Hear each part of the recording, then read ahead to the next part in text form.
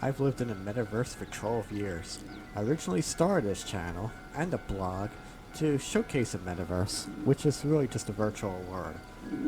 Sometimes a massive online game, sometimes they're just virtual worlds. I'm going to try to focus on this more in the short term, and then maybe go back to adding further local offline content again, as that brought me more views. But now that you're interested in the metaverse finally, well, metaverse isn't 12 years old, you say.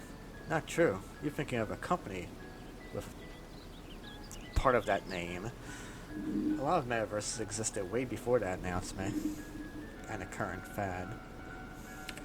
Wikipedia would give you a dry explanation and claim that the coin was termed in a sci-fi book.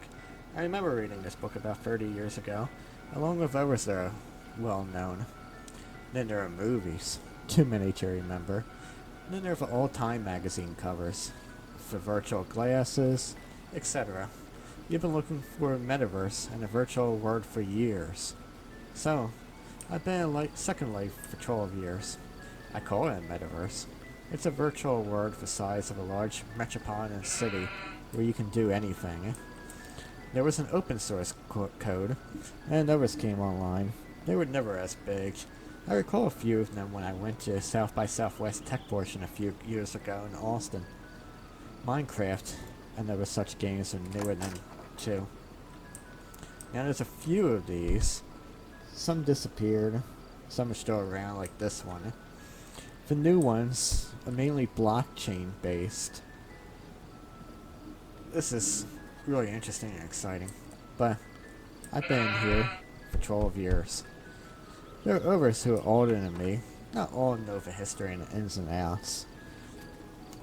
The thing about a metaverse and the virtual world is that it's like a real world. I watched so many people in this time, especially if you build a city and you just watch people walking around and interact with them.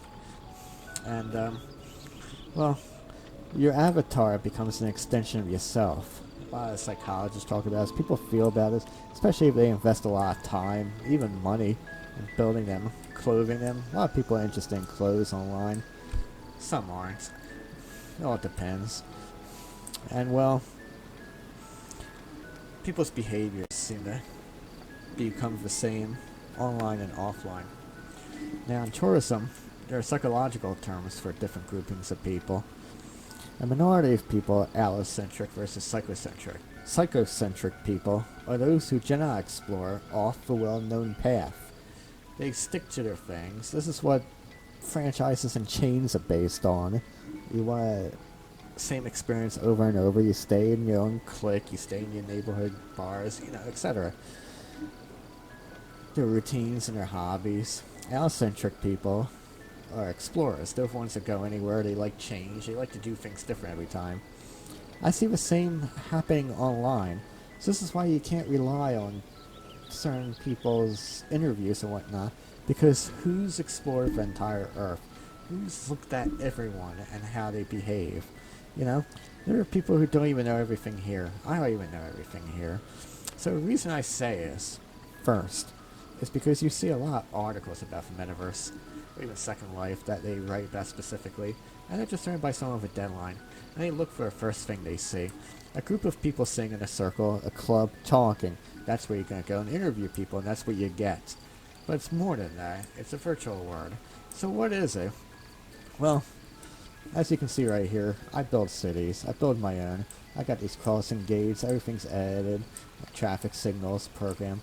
Streets, sidewalks, snowflakes, buildings, lights, the beams, everything. Every pixel is put together. Lighting systems, you name it. Parks, skyscrapers. It's my part of a hobby. But there are other hobbies. There's a whole world out there. I connect to a highway. I have neighbors. They're not mine. I have my own land. These highways stretch for hundreds of miles. There's a railroad. This stretches for so many segments that would take you probably an entire day to explore it. The whole trunk line and all of its spurs. There are other railroad systems too that you can take around the mainland. Or not even the mainland, but over continents and over cities as well.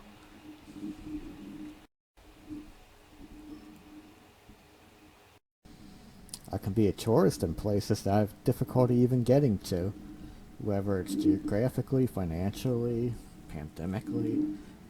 Look, here's Norway. There's a very active flying community with people who fly airplanes as a hobby. The boating community is intense. We have period boats all the way up to newer stuff. And going back to airports, did I mention? We have every time period, every type. We have museums, including a pretty decent rocket museum.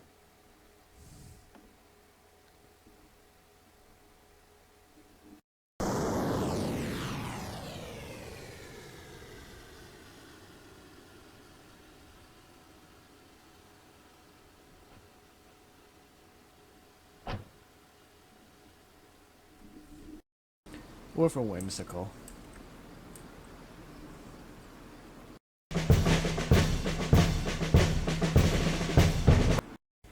And travel, of course, isn't just about traveling through space, but also time. Victorian London.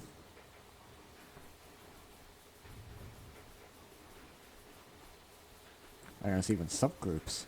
Sci-fi, steampunk, you name it.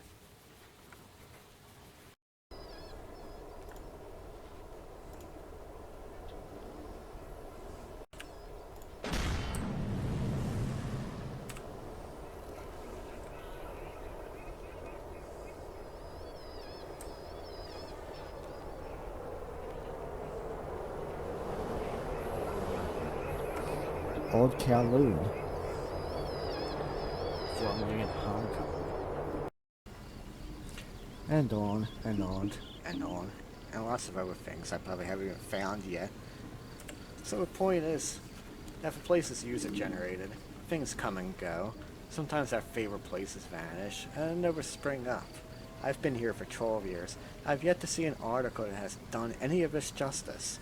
Every article I see, and every person who is pining about what the future of Metaverse could bring, well, it's already been done.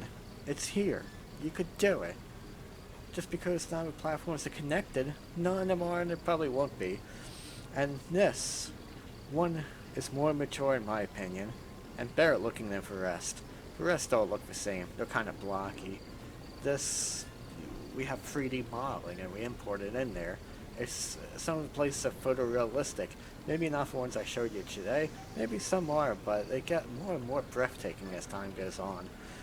So the only problem is, this fad and interest that comes and goes. Will this be sustaining this time of year around? Or are we still ahead of a curve and well ahead of our time?